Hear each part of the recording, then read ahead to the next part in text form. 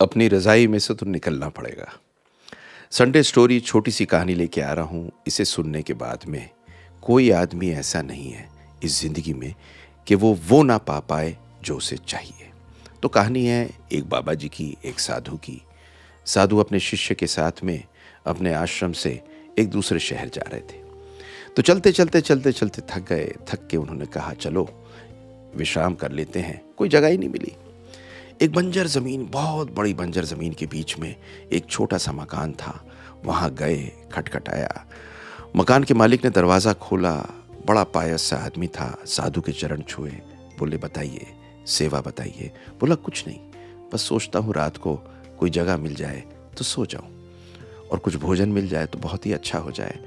वो बोला ये तो ऊपर वाले की मेहरबानी है कि आप हमारे यहाँ आए, बल्कि कोई साधु ऐसा आए और कहे कि ठहर जाऊं रात को, इससे बड़ी कोई क्या बात हो सकती है।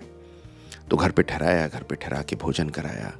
चारों ओर साधु ने देखा और देखा कि चारों ओर कुछ है ही नहीं। तो पूछते हैं कि एक बात बताइए, आप एक परिवार में रह रहे हैं, आपने मुझे भोजन भी कराया, आपने मुझे चारपाई भी दी, मुझे तकिया भी दिया, मुझे बस एक छोटी सी बात बताइए कि आपका जीवन व्यापन हो कैसे रहा है। इतना बड़ा खेत है पर यहाँ तो सब कुछ बंजर है। तो कहता है एक भैंस है हमारे पास। वो भैंस बहुत है, बहुत प्यारी है, हम उसे बहुत प्यार करते हैं और उसके दूध को बेच के हमारा पूरा परिवार ठीक ठाक पल जाता है, क्योंकि वो भैंस नायाब है। रात को करीब करीब सुबह के करीब करीब 4 बजे थे। साधु अपने शिष्य से कहते हैं चलो चलते हैं और इनकी भैंस इसको ले चलते हैं। बड़ी अजीब सी चीज़ थी। शिष्य बोला आज तक साधु जी ने कभी चोरी नहीं की, ये चाहते हैं कि चोरी कर लूँ इनकी भैंस को, जो इतना ज़्यादा दूध देती है, जिसकी वजह से इनका परिवार चलता है। इस आदमी ने खाना खिलाया, ठहराया, और इसके बावजूद ये मेरे गुरु साधु कह रहे हैं कि इसे ले चलो। तो मैंने कहा कि ये क्या कहानी है, ये क्या कहानी है। खैर, गुरुजी ने कहा था तो भैंस को लिया, भैंस को लेके चल दिया। चल के आगे चलता रहा। जब थोड़ी दूर चलने के बाद में वो कहता है इस भैंस को जंगल में छोड़ दो, हमें कोई ज़रूरत नहीं इस भैंस की।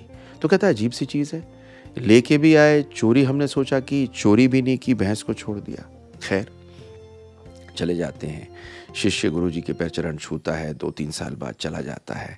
शिष्य अपने आगे काम पे चला जाता है, अपने आगे काम में बहुत बड़ा आश्रम बनाता है, बहुत सक्सेसफुल होता है।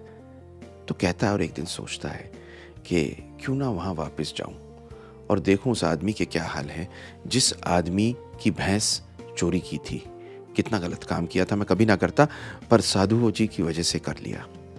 वो जाता है, पहुंचता है तो देखता है एक छोटे से घर की जगह एक आलीशान सा बंगला है, और बंगले में से, गाड़ी में से वही आदमी उतर रहा है जो आदमी उस दिन उन्हें भोजन कराता है। ये कहता है ये क्या, ये क्या। वो जैसे ही जाता है वो कहता है आपको याद है मैं उस दिन खाना खाने आया था और मैं आपसे माफ़ी मांगने आया था कि हमने आपकी भैंस चुराई। कहता मैं कब से आपको ढूंढ रहा हूँ, आप ही तो हैं जिनकी वजह से ये सब कुछ है।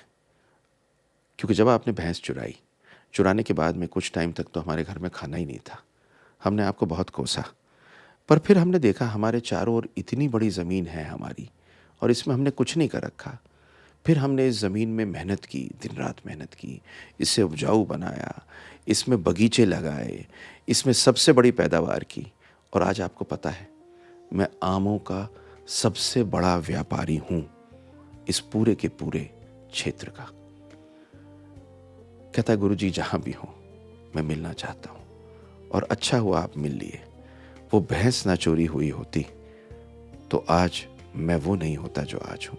एक छोटी सी कहानी, पर इस संडे इसलिए लेके आया, अपने कंफर्ट जोन से निकल जाइए। अपने कंफर्ट जोन से निकलेंगे ना तो ये ऊपर वाले ने पूरी दुनिया खोल रखी है, और किस लिए खोली है, हमारे लिए कुछ भी पाने के लिए, पर करना हमें स्वयं पड़ेगा।